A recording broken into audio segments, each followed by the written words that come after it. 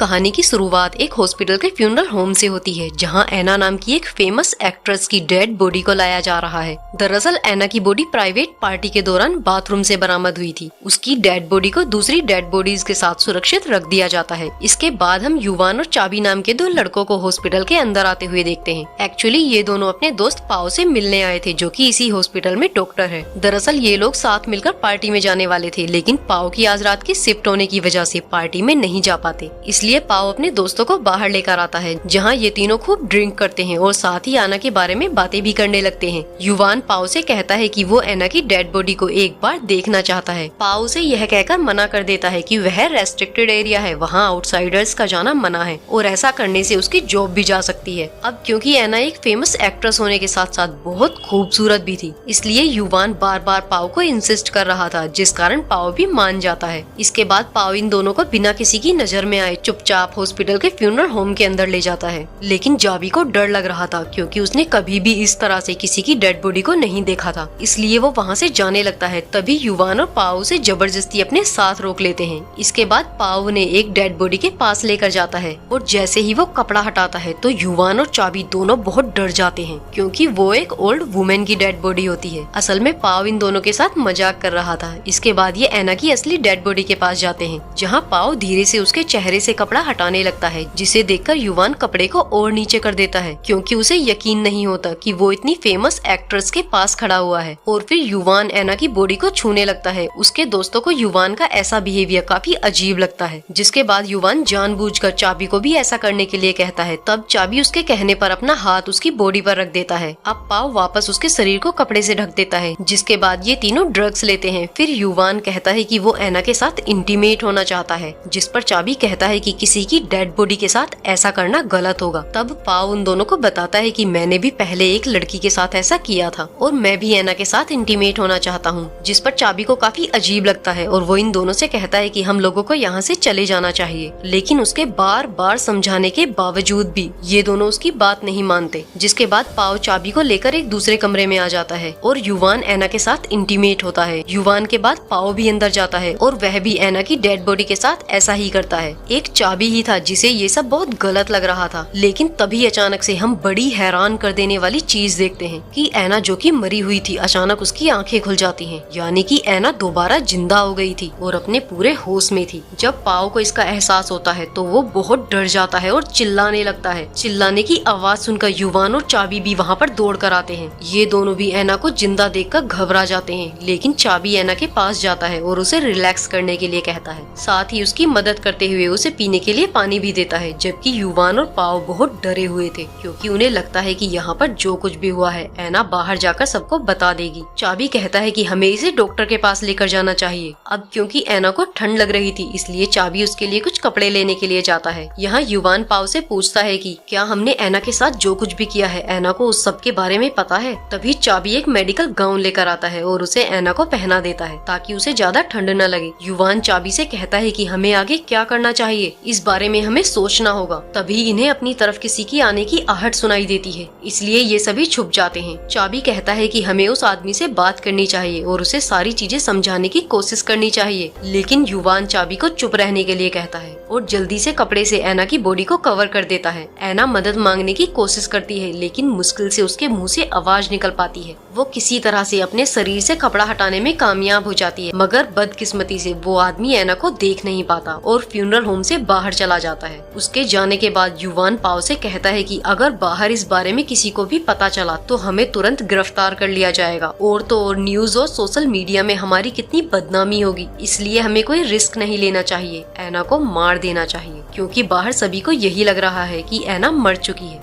ये सुनकर एना बहुत डर जाती है। हालांकि चाबी उसकी बातों से बिल्कुल भी सहमत नहीं था। वो कहता है कि तुम लोगों ने जो कुछ भी एना के साथ किया है उसकी सजा तो तुम लोगों को मिलनी भी चाहिए। फिर चाबी एना को लेकर फ्यूनरल होम से बाहर निकलने की कोशिश करता है, लेकिन युवान उसे रोक लेता है, क्योंकि वो जेल नहीं जाना चाहता था। आना भी इनसे बाहर जाने की रिक्वेस्ट करने लगती है, इसलिए चाबी जल्दी से दरवाजा खोलने जाता है, जहां उसे पता चलता है कि उस आदमी ने बाहर से दरवाजा लॉक कर दिया है, जिस पर पाओ कहता है कि उसने भी चाबियों का गुच्छा बाहर ही छोड़ दिया है। युवान और चाबी भी एक दूसरे से लड़ने लगते हैं, जहाँ लड़ते लड़ते युवान चाबी को लगभग मार ही डालता है। ये देखकर पाव इन दोनों को अलग करता है। यहाँ इन्हें एहसास होता है कि चाबी के सर से खून निकल रहा है और उसे काफी गहरी चोट भी लगी है, लेकिन दरवाजा बाहर से लॉक होने की वजह से ये अपने दोस्त को भी फर्स्ट एड नहीं दे सकते थे। इसलिए पाव चाबी के घाव पर कपड़ा लगाता है जिससे कि खून बहना बंद हो जाए। इसके बाद ये दोनों चाबी और ऐना को एक दूसरे कमरे में ले आते हैं, जहाँ युवान पाव के साथ मिलकर बाहर पड़े खून के धब्बे को साफ करने लगता है। इसके बाद पाव अपने कपड़े बदल रहा होता है कि तभी वहाँ पर उसका कोवर्कर आ जाता है। तब ऐना उसे बताने की कोशिश करने लगती है कि वो जिंदा है और खतरे में है, लेकिन इससे पहले कि वह कुछ कर पाती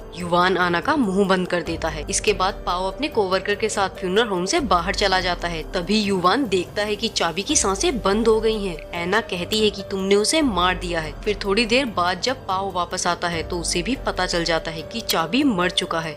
ये जानकर पाव बहुत डर जाता है और रोने लगता है। उसे पूरा यकीन है कि अब बाकी की जिंदगी जेल में बितानी पड़ेगी, जिस पर युवान कहता है कि जो कुछ भी हुआ है उसमें हमारी कोई गलती नहीं है, ये तो बस एक एक्सीडेंट था। आना पाव से कहती है कि अगर तुम लोग मुझे यहाँ से जाने दोगे तो मैं बाहर जाकर किसी को भी तुम्हारे बारे में कुछ नहीं बताऊंगी। लेकिन युवान पाव का हाथ पकड़कर उसे कमरे से बाहर ले आता है और कहता है कि अगर हमने उसे जिंदा छोड़ दिया तो हमारी लाइफ, हमारा फ्यूचर सब कुछ बर्बाद हो जाएगा। इसलिए सबसे पहले हमें चाबी की डेड बॉडी को ठिकाने लगाना होगा, साथ ही ऐना को भी मारना होगा। इसी बीच आना स्ट्रेचर से नीचे उतरकर चाबी की डेड बॉडी के पास जाती है और उसका मोबाइल लेकर मदद के लिए किसी को कॉल करने की कोशिश करती है, लेकिन तभी युवान पाव के साथ अंदर आ जाता है और आना के हाथ से मोबाइल छीन लेता है। इसके बाद युवान मोबाइल की कॉल हिस्ट्री चेक करता है, जिससे उसे पता चलता है कि उसने किसी को कॉल किया था मगर इनकी बात नहीं हो पाई। इसके बाद ये दोनों ऐना को किसी दूसरी जगह पर ले जाने लगते हैं। तभी मोबाइल पर उसी अननोन नंबर से कॉल आती है जिस पर आना ने कॉल किया था।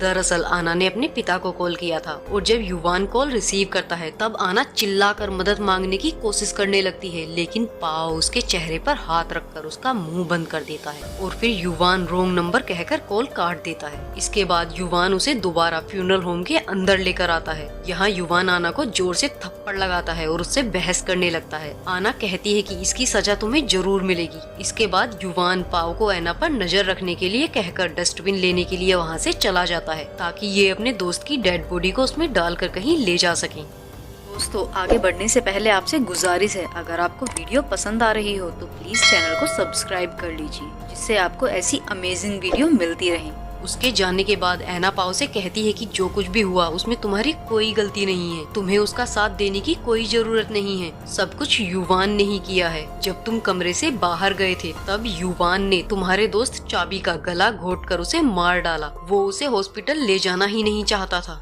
ये सुनकर पाव रुक जाता है और सोचने लगता है, लेकिन फिर वो उसके मुंह पर टेप लगाकर उसका मुंह बंद कर देता है। यहीं दूसरी ओर युवान बाहर फंस जाता है क्योंकि वहाँ पर कुछ नर्सें स्मोक कर रही थी। काफी समय बीत जाने के बाद भी जब युवान नहीं आता तो पाव खून के धब्बे साफ करने के लिए दूसरे कमरे में चला जाता है। इसी मौके का फायदा उठाकर ऐना अपने पैर में बंधी रस्सी को खोलकर स्ट्रेचर से नीचे उतर जाती है और धीरे धीरे रेंगते हुए फ्यूनरल होम से बाहर निकलने लगती है। वहीं जब युवान फ्यूनरल होम में पहुंचता है तो उसे पता चलता है कि आना यहाँ से भाग गई है। वो ये बात पाव को बताता है। फिर दोनों अलग अलग होकर आना को ढूंढने लगते हैं। इधर आना किसी तरह से लिफ्ट में पहुंचकर यहाँ से बस निकलने ही वाली होती है कि तभी युवान वहाँ आ जाता है और लिफ्ट का दरवाजा बंद होने से पहले ही रोक देता है। इसके बाद वो आना को पकड़कर घसीटते हुए वापस फ्यूनरल होम में ले जाता है, जहाँ पाव युवान से पूछता है कि क्या मेरे जाने के बाद तुमने चाबी को मार दिया था, जिस पर युवान कहता है कि ये बिल्कुल झूठ है, तुम आना की बातों पर ध्यान मत दो क्योंकि वो हमें आपस में भिड़वाना चाहती है। जिसके बाद युवान एक चादर लेकर आता है क्योंकि वो ऐना की सांसें रोककर उसे मारना चाहता था,